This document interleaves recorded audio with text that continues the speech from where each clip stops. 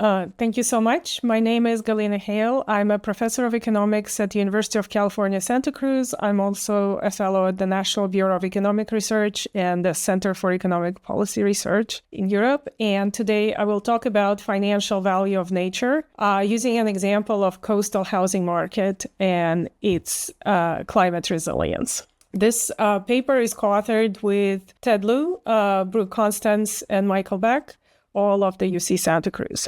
The reason we are looking into this is that nature needs to be preserved and needs to be restored, and it costs funds. And unfortunately, governments and nonprofit organizations such as Nature Conservancy do not have sufficient funds to protect and restore the nature in the way that is needed.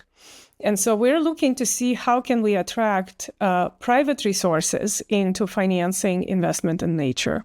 Usually nature is viewed as a public good, and so it's, as a result, underprotected and under-restored. But it is true that nature is providing private benefits, and the example we're going to use here is climate adaptation. If we look at the mangrove trees, so the trees that grow at the border between the water and the land in tropical regions, they provide a lot of protection from storms in terms of reducing the wave energy and also reducing the wind impact and the flooding that is associated with storms in the coastal areas. Here's an example of how this might work. Given the same amount of the storm energy coming from the deep ocean, if it's approaching the area that's not protected by the mangroves, the water just goes through uninterrupted and creates the flooding and therefore related damages. However, the mangrove trees work as a barrier and a sponge to absorb some of that water surge.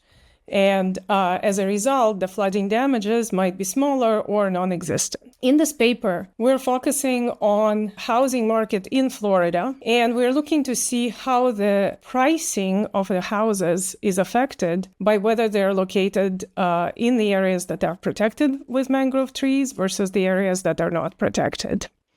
And we're looking specifically in the housing price declines following hurricanes. And we are able to show that the price declines in the areas that are protected by the mangroves is not as large as in the areas that are not protected by the mangroves. Before I dive into the details, I want to talk about additional benefits that the mangrove trees are providing. In terms of biodiversity support, they provide habitat to a wide variety of species. The reason they are able to provide climate adaptation benefits is because they have this unique aerial root system that can reduce the waves. But it also reduces coastal erosion in addition to reducing flooding, and therefore provides this secondary flood protection. Mangroves also protect water quality, which is an eco-benefit, but it also benefits fisheries, so that there is an additional private benefit from the mangroves to fisheries that is outside of the scope of this paper. Moreover, because of their support for biodiversity, the mangroves are helping agro-ecosystem, and some species of mangroves actually produce the fruit that is edible. So there's also direct private benefits from the mangroves, also not something we're looking at in this paper. And finally, mangroves are trees, and therefore they sequester carbon, so they also have this climate mitigation benefit. The amounts vary a lot depending on many factors, such as the ecosystem in which they are located. And again, we're not looking at this benefit in this paper. So we're just focusing on the climate adaptation benefit in terms of protection from flood and the wind damage following the hurricanes. Here is the distribution of mangroves in Florida. They're mostly located at the southern end of Florida on both the east and the west coasts. And if you look at how the hurricanes passed through Florida on this chart, you can see that there was quite a variety of the paths of hurricanes through the areas that are supporting the habitat of mangroves in Florida. And these are the hurricanes we're going to focus on. Hurricane Ivan and Jean that passed through Florida in 2004. Hurricane Irma that passed through in 2017. We also will look at Hurricane Sandy, which landed in 2012 in the north of eastern seaboard. So if you remember, it hit New York. It did not land in Florida, but it did provide create a storm surge on the east coast of Florida. We start by looking what is a distribution of house price changes in the aftermath of the hurricane. So this chart showing the distribution of housing price declines after each of the hurricanes in our data. You can see that the areas that is highlighted in red is the probability of losing 25% or more of the housing value. And you can see that this probability could be as high as 41% in case of the Charlotte County and Hurricane Sandy. So this is quite a substantial reduction in housing prices following hurricane, as how literature has shown and one would expect.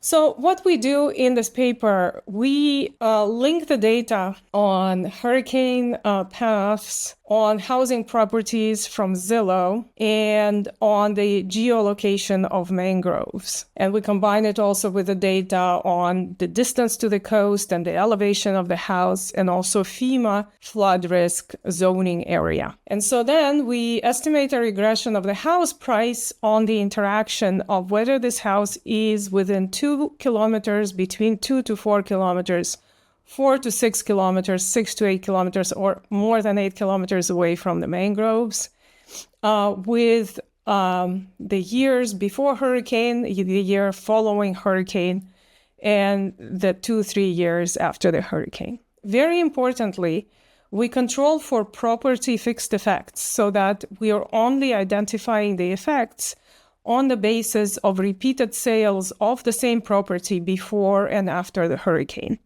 We also include time fixed effects, so everything is relative to the average price of the houses sold before and after the hurricanes.